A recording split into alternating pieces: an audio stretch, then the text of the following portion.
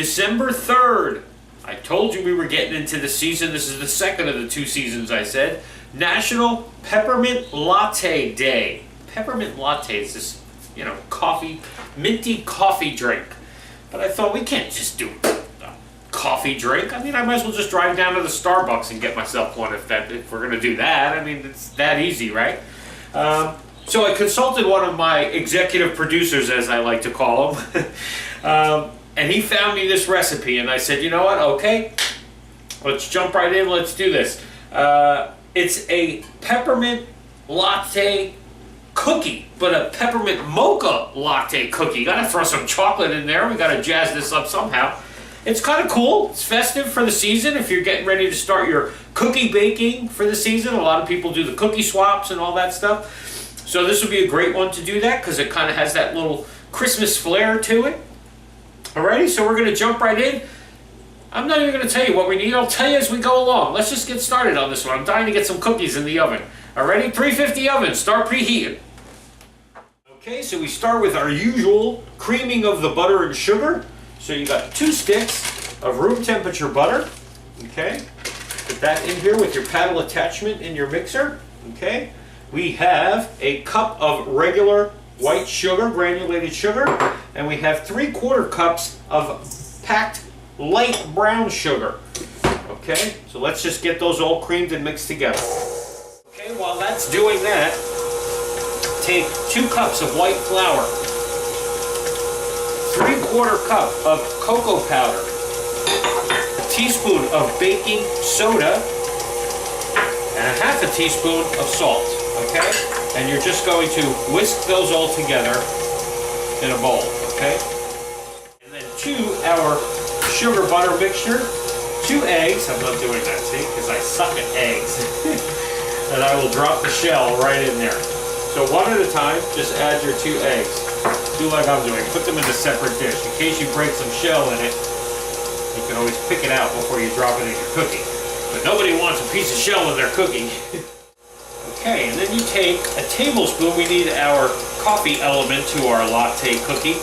You take a tablespoon of espresso powder and you dissolve it with a tablespoon of hot water. Okay, so it's kind of like adding a quick little shot of espresso to your cookie.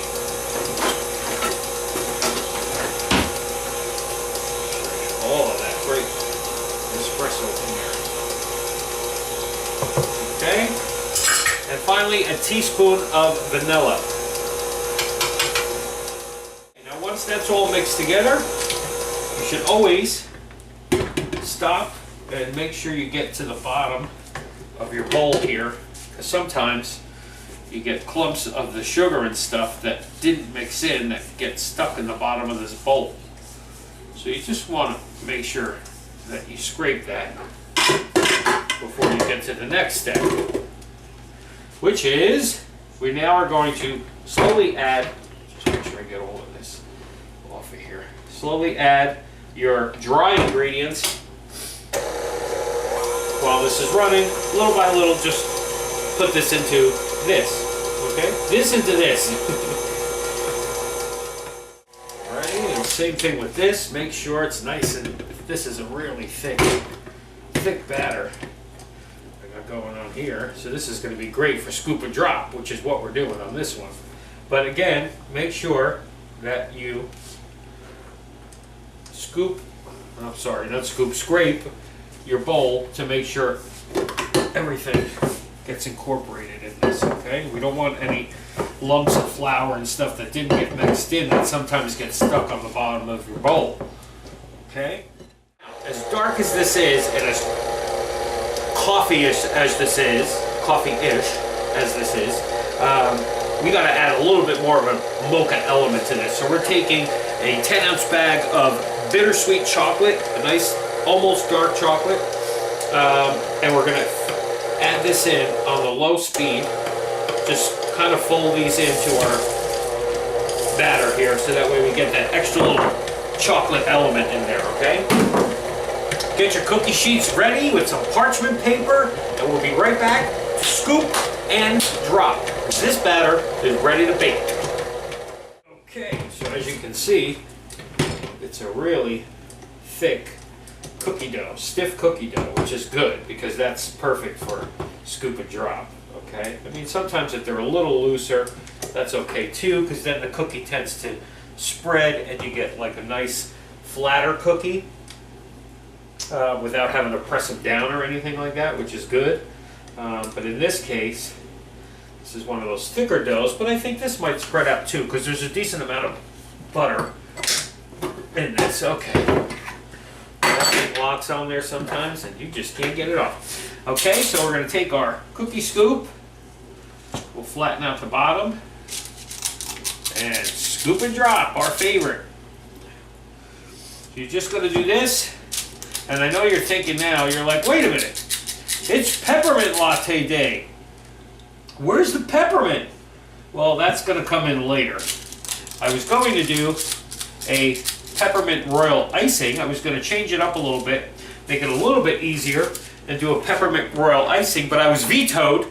I was told, no, you can't, and you got to do it the way to do it. So that's how we're going to do it. So we'll be back to show you. It's actually the topping of this cookie that makes it a peppermint mocha latte cookie. Alrighty, into the oven. 350 oven, 8 to 10 minutes. Keep your eye on them, these cookies. You're going to let them cool for just 2-3 minutes on the sheet when it comes out, just to firm up a little bit, because you don't want to move them around too quick or they fall apart because they're too soft.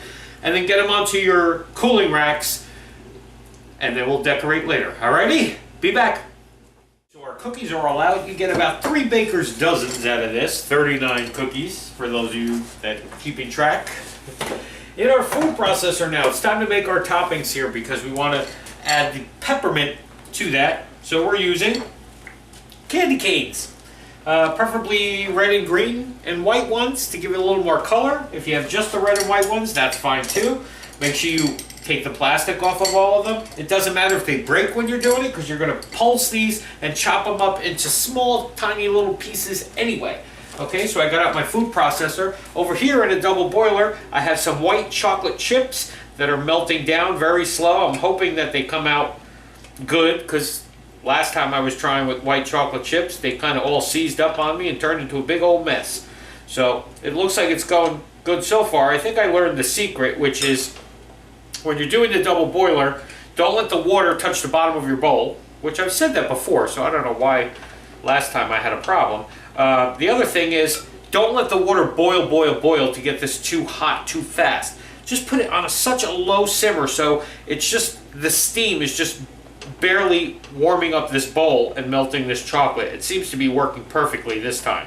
So just get that going too, okay? Because that's going to be our glue to adhere our candy cane on top of our cookie and make our peppermint cookie. Alrighty, so in my food processor, I'm going to just add my candy canes. Now the other good thing about this is that use a whole box of candy canes because like I said, it's first day of peppermint in a long peppermint season. So we might as well just do the whole box, and what we'll do is we'll put the leftovers in a small container and we'll save them. I mean, it's candy. It's not like it's going to go bad. And just put it in a little container and stick it in your cupboard whenever you need that little peppermint kick to something. Coffee, even if you were doing a coffee and you wanted to put a scoop of peppermint sticks in there to sweeten it. Here you go. Alrighty, so we're just going to pulse this. We don't want it powder, but we want small pieces. So there they are. See? All our little chopped up red, green, and white Christmassy looking pieces of peppermint. That's what's going to give us our peppermint latte today. So another idea I came up with while this was melting away here, this chocolate, is you can drizzle the chocolate on, but I thought no, because then that's not going to be, I don't know, enough of a glue to kind of stick, our peppermint on. I don't want it completely coated in peppermint. But I'd like a good amount on there. So then I came up with this idea. What if you took your pastry brush and you brushed on your white chocolate like that? I mean, you could probably dip them too, but this seems a little bit easier. And then just take some of your candy, or you can even dunk the candy in there. And there you go. It's all red, white, and green. Very Christmassy looking. Alrighty? I'm going to do all of these. And then I'm going to come back and we're going to taste one of these. And see if we got a peppermint mocha latte cookie today. For Peppermint Latte Day. And there they are. All done. See? So you take one now. They've been sitting in the white chocolate has rehardened. See? And it's got all the little bits of the crushed candy cane. So let's give it a try.